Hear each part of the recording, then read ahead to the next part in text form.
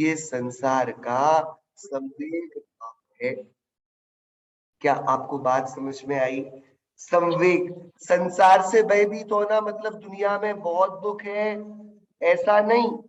संसार से भयभीत होना मतलब दुनिया में बहुत दुख है कि दुनिया में दुख दिखता है, क्योंकि अपने में सुख देखते नहीं।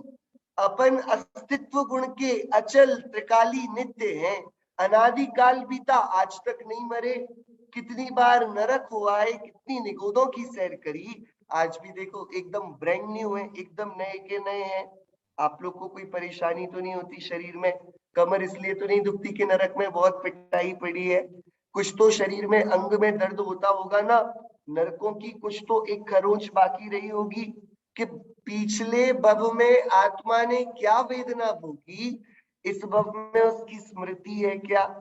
जिसकी स्मृति ही नहीं, जो याद ही नहीं, जो पता ही नहीं, उसने आत्मा पर अपनी कोई छाप छोड़ी क्या? कि बिल्कुल भी नहीं। आत्मा तो अस्खलित रहा, लेकिन हाँ, पर द्रव्य से अपना सुख दुख माना, पर द्रव्य के संयोग से सुख, पर द्रव्य के वियोग से दुख, इष्ट वस्तु के संयोग से सुख, अनिष्ट वस्तु के संयोग से दुख, इष्ट वस्तु के वियोग से दुख, अनिष्ट वस्तु के वियोग से सुख, ऐसा अलग अलग करके इस जीव ने इस संसार में अपने संबंध बनाए। मैंने यही भावनाएं भाई, वो वस्तु कब मिलेगी?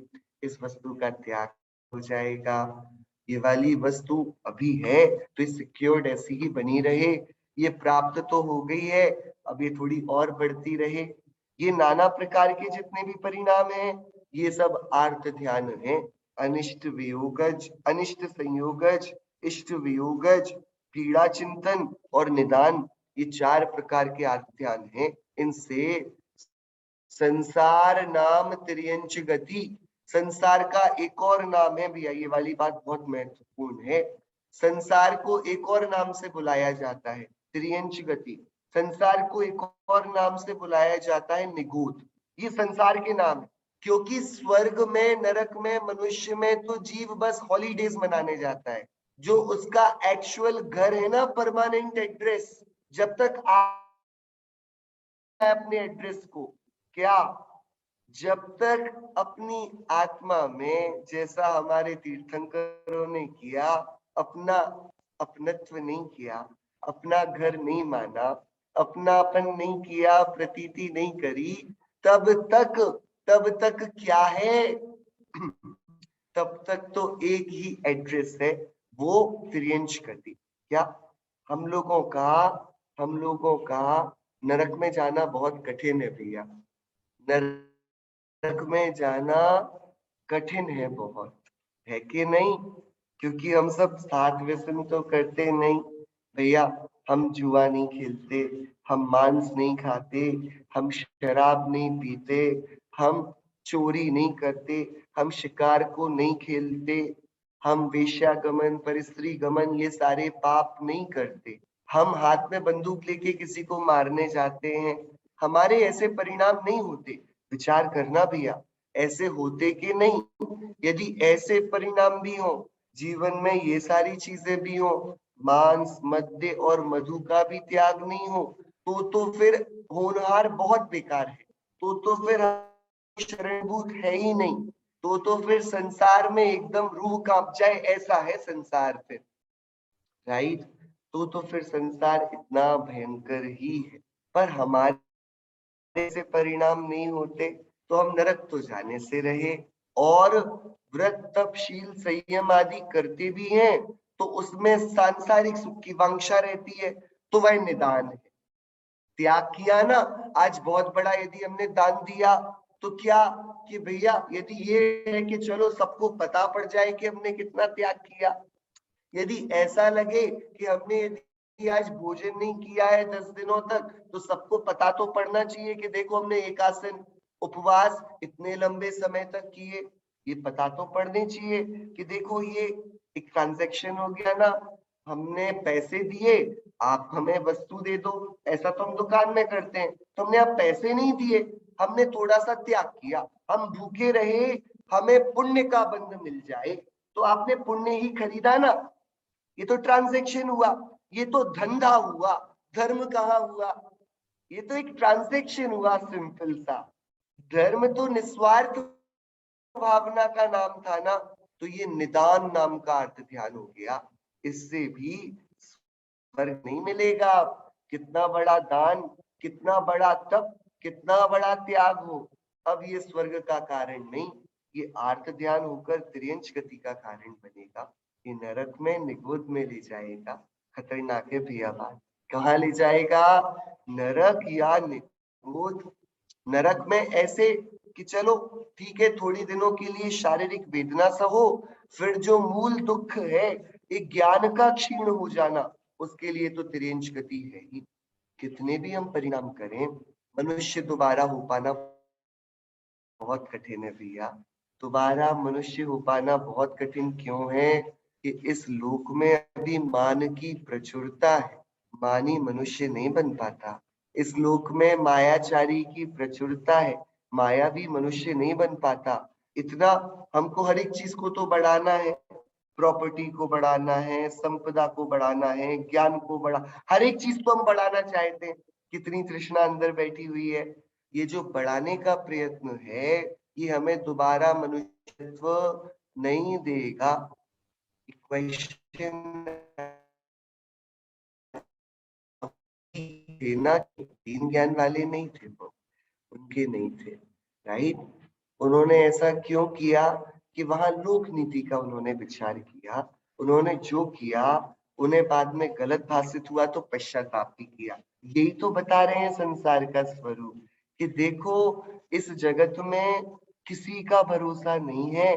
बड़े बड़े महापुरुषों के जीवन में भी कैसी कैसी बातें घट जाती हैं। अभी तो हमको ये आश्चर्यचकित लग रहा है कि उन्होंने सीता को छोड़ दिया, और जब वो लक्ष्मण की डेड बॉडी को लेके 6 महीने घूमेंगे पागलों की जैसे, उसको नहलाएंगे, उसको खिलाएंगे, उससे बातें करेंगे, उसको मनाएंगे, उसको सजाएंगे, करेंगे ना, तब हम क्या बोलेंगे उनको? कि संसार में महापुरुषों की प्रवृत्ति, पुण्य पाप का फल और संसार की विचित्रता, ये तीनों तीनों ये बहुत विचार की चीज है। ठीक है? सो भैया एकदम स्पष्ट, संसार में दुख का कारण अज्ञान है, पर वस्तु दुख का कारण बनती नहीं। क्योंकि अरिहंत भगवान ने किसी भी पर वस्तु के ग्रहण कराने वाले कर्म को नहीं छोड़ा। आयु कर्म शरीर दिला देता है, नाम कर्म शरीर बना देता है, वेदनीय कर्म अच्छे और बुरे संयोग मिलाता है, और गोत्र कर्म ऊंचा कुल और नीचा कुल ये बताता है। अरिहंत भगवान के चारों ही कर्म है। उन्होंने शरीर को नष्ट करने बनाने वाले नाम कर्म को नहीं त्यागा। क्यों नहीं त्यागा? क्योंकि शरीर से सुख दुख का कोई संबंध नहीं। उन्होंने शरीर में कैद करने वाले आयु कर्म को नष्ट नहीं किया। क्यों? कि वो भी दुख का कारण नहीं। उन्होंने ये साता और असाता, पुण्य और पाप के फल दिखाने वाले इष्ट का संयोग और वियोग और अनिष्ट का संयोग वियोग कराने वाले इस साता असाता वेदनीय कर्म को भी छुआ नहीं। उन्होंने गोत्र कर्म को भी छुआ नहीं। वो चारों बने रहे। उन्होंने किसको नष्ट किया? सबसे पहले अपने अज्ञान को, मिथ्यात्व को। सबसे पहले दर्शन मोह कर्म किया, क्रम में चौथे गुण स्थान में दर्शन मोह कर्म किया। और उसके बाद अज्ञानावरणी को हटाया होगा, दर्शनावरणी को के अंतराय को, कि अरे इनको भी नहीं, ये कोई दुख के कारण थे नहीं, एक अपना अज्ञान दुख का कारण था। तो सबसे पहले मिथ्यात्व को हटाया, जिसके कारण क्रोध हुआ था ना सांप को, जिसके बिना क्रोध होता नहीं। क्या भैया आप लोग क्या करते हो? सूरज पर गुस्सा करते हो कि अपना छाता खोला और चल दिए आगे, कि भैया उस पे गुस्सा करके क्या होगा, वो थोड़ी ना हमें देखकर इतना गर्म होता है। आपको आग पर कभी गुस्सा आता है?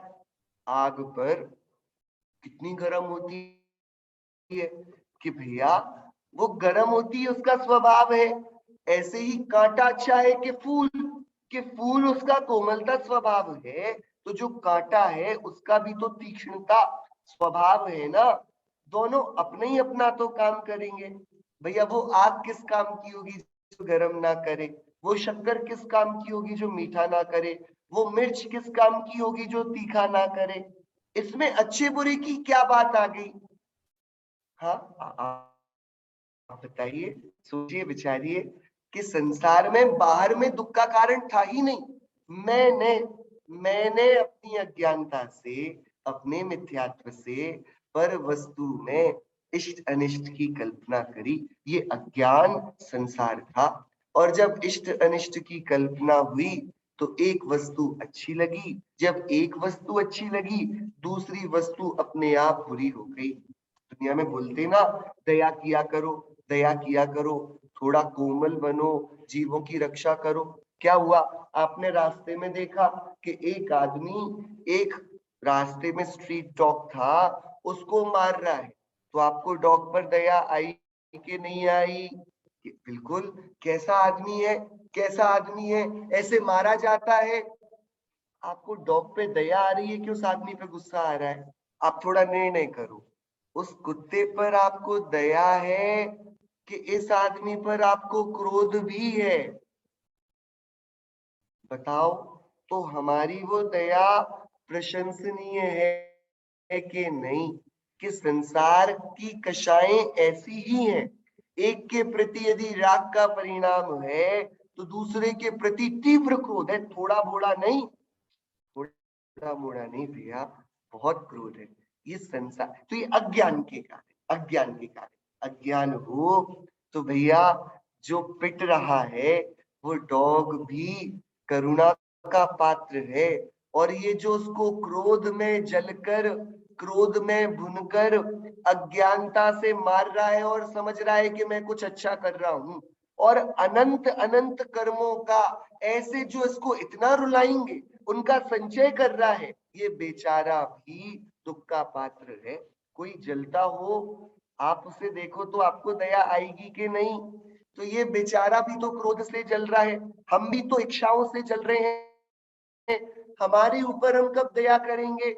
हम भी तो तृष्णा से परेशान हैं, भुने हुए हैं।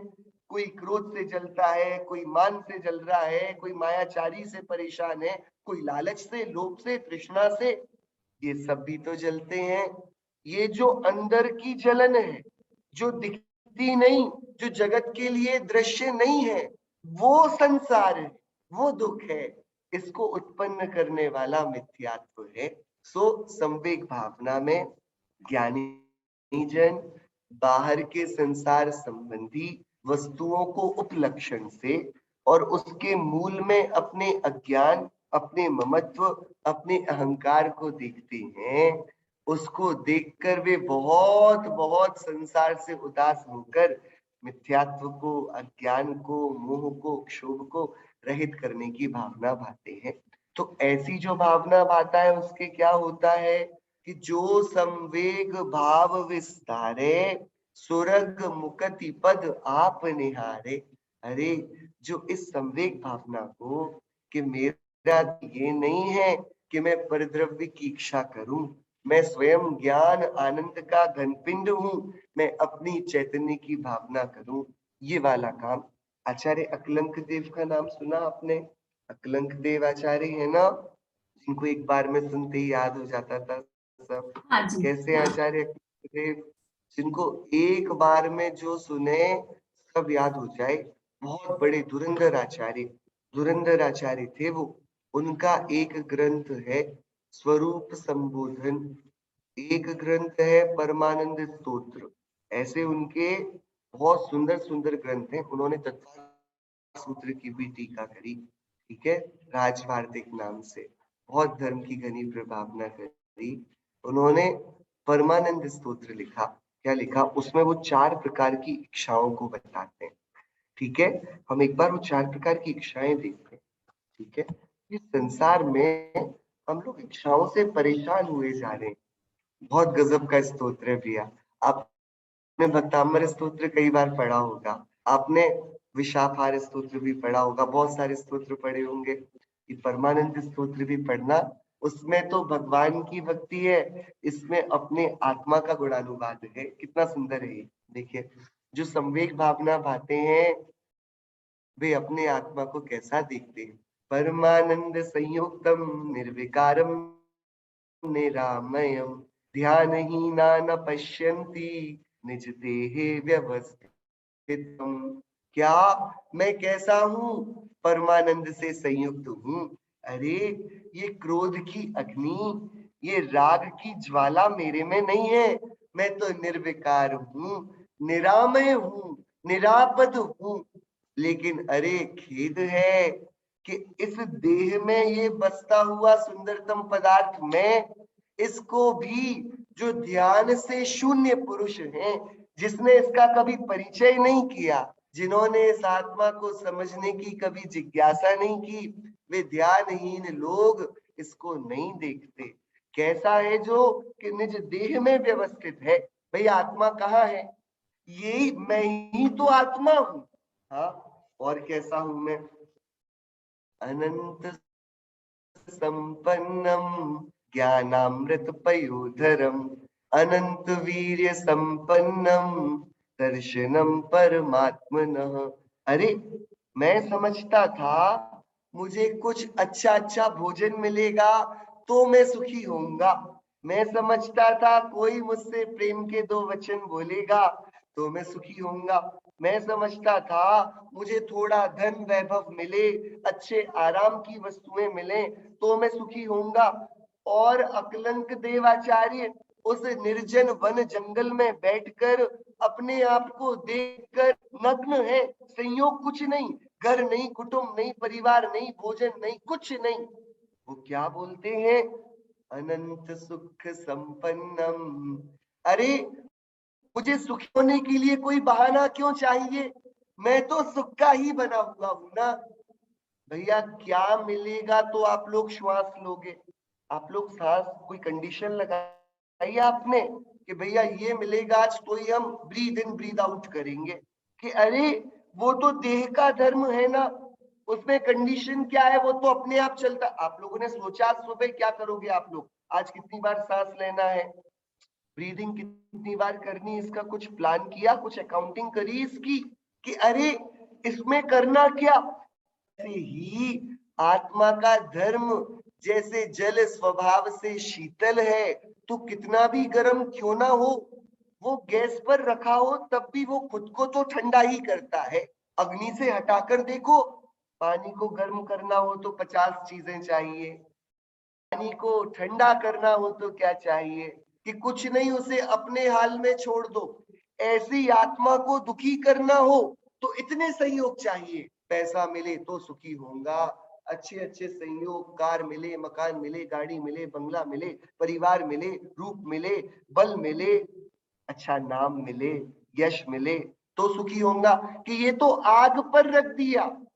तुम्हें सुखी होना हो तो इन इच्छाओं को दूर करो। कि अरे जैसे पानी अग्नि से उतरते ही अपने को शीतल करने लगता है, ऐसी ये आत्मा इच्छाओं का ताप उतरते ही आनंद की उर्मियां देने लगता है। अनंत सुख संपन्नम। अकेली संसार को दुख रूप देखना ये संवेग भावना नहीं है, अपने को सुख रूप देखना भी संवेग भावना है। इकलौती बात नहीं चलेगी भैया। अकेली बाहर जगत अशरण दिखे, जगत बेकार दिखे, जगत में दुख दिखे, इतने में तीर्थंकर भगवान का प्रतिपादित संवेग का ज्ञान नहीं हुआ। भैया अधूरी बात क्यों? आपको किसी ने बता दिया कि ये सिक्योर्ड प्लेस नहीं है, यहां मत रहना, तो उससे पूछोगे नहीं कि भैया तो कहाँ रहे? ये तो स्वाभाविक है ना। ये मत खाना, ये तो भैया क्या खाएं? पूछोगे कि नहीं कि हमने भैया संसार दुख रूप है, दुख रूप है। तो सुख रूप क्या है ये भी तो जिज्ञासा करो। अनंत सुख संपन्नम। अरे मैं हूं जिसके प्रदेश प्रदेश में अनंत सुख है। अनंत सुख संपन्नम।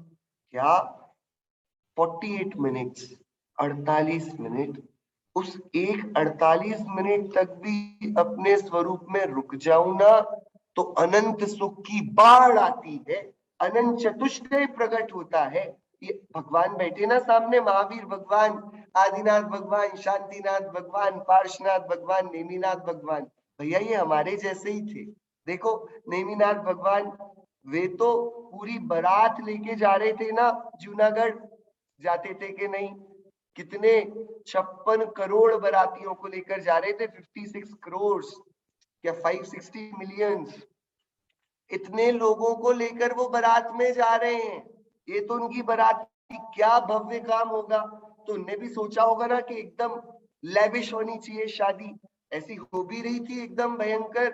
तो वे चलते गए और क्या देखते, ओहो हो, अरे इनको क्यों बांधा गया है, ये जानवरों को किसने बांध दिया है। वो देखो वहां पर बछड़ा वो चिल्ला रहा है, उसकी माँ की आंखों से दूर देखो आंसू झरते हैं। इन दोनों को किसने दूर किया, महाराज, जिससे ये आपके सुख में विघ्न ना पड़े। ओह, जिस सुख के लिए दूसरों को दुखी होना पड़े, ओ नहीं नहीं नहीं, ये हमारे काम का नहीं। हमें तो ऐसा सुख चाहिए जिसमें सिर्फ हम ना सुखी हो, हमें देखकर सब सुखी हो जाएं।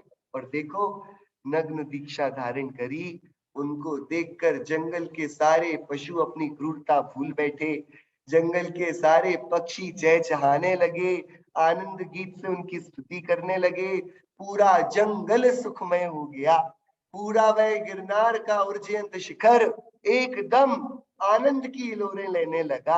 अनंत अपना सुख अपने में भरा पड़ा है, अपनी निधि भूल आप दुख उपायो। दुख का कारण भी ये अज्ञान स्वयं का बनाया है, और क्योंकि दुख स्वयं का बनाया है, इसलिए सुखी होना अपने हाथ की बात है। यदि दुख दूसरा बनाता तो सुखी होने के लिए उस परम पिता परमेश्वर के पैर चाटने पड़ते, लेकिन नहीं, हमारे भगवान हमें दुखी करते ही नहीं। अपनी कोई लीला बताने के लिए ऐसा हम पर एक्सपेरिमेंट करते नहीं। इस कारण दुखी होने की भी मर्जी हमारी है, और क्योंकि हम अपनी मर्जी से दुखी हुए हैं, तो सुखी होने का भी पूरा पुरुषार्थ अपने हाथ में है। अनंत सुख संपन्नम। आपको भैया आत्मा की बातें सुनकर अच्छा लगता कि नहीं लगता, ऐसा अपना स्वरूप है, इसका बहुत प्रमोद, बहुत उत्साह चाहिए। अपन ऐसे ही हैं, यही तो नहीं सुना आज तक। ये तो कई लोगों ने बोला कि तुम कितने गुस्सैल हो, तुम कितना गुस्सा करते हो, कितने तृष्णा, कितने लोभी हो, सबने दुत्कारा। हम बहुत अपने इंफीरियोरिटी कॉम्प्लेक्स को लेके भगवान के समक्ष आए, भगवान मैं बहुत दुखी, बहुत पतित हूँ, मैं पतित, तुम पावन हो, हे भगवान मैं हीन, तुम भगवान हो, भगवान मुझे उठा लो, मुझे अच्छा कर दो। भगवान बोले भैया तू कैसी बात करता है, ये ले हमारा केवल ज्ञान और इसमें झांक के देख, तू तो अनंत सुख संपन्न है। अनंत सुख संपन्नम ज्ञानामृत पयोधरम अनंत वीर्य संपन्नम दर्शनम परमात्मनः। अरे जो अनंत सुख से भरा हुआ है, संपन्न है, ज्ञान के अमृत से भरा हुआ समुद्र है, और अनंत शक्ति संपन्न है, ऐसे अपने आत्मा को देखो ना भैया, देखो देखो, और कैसा हूं मैं, निर्विकारम निराबाधम सर्वसंग विवर्जितम परमानंद संपन्नम शुद्ध चैतन्य लक्षणम। मैं निर्विकारी हूँ, राग क्रोध होता हो तब भी मैं शुद्धात्मा तो उससे रहित हूँ। मैं निराबाध हूँ, बाहर शरीर से ही क्यों ना बंधा हुआ दिखूं, बाहर कर्मों से क्यों ना बंधा हुआ दिखूं, लेकिन मुझे बांधने वाला कोई नहीं है। मैं तो अपने आप अपने स्वरूप में जाने को, टहलने को स्वतंत्र हूँ। ये परिग्रह जो मुझसे जुड़े हुए दिखते हैं, इनसे मैं शून्य हूँ, इनसे मैं नहीं बंधा। ये परिग्रह परिग्रह में रहे और मैं मुझ में रहा और परमानंद से संपन्न हूँ। ऐसा शुद्ध चैतन्य मेरा लक्षण है।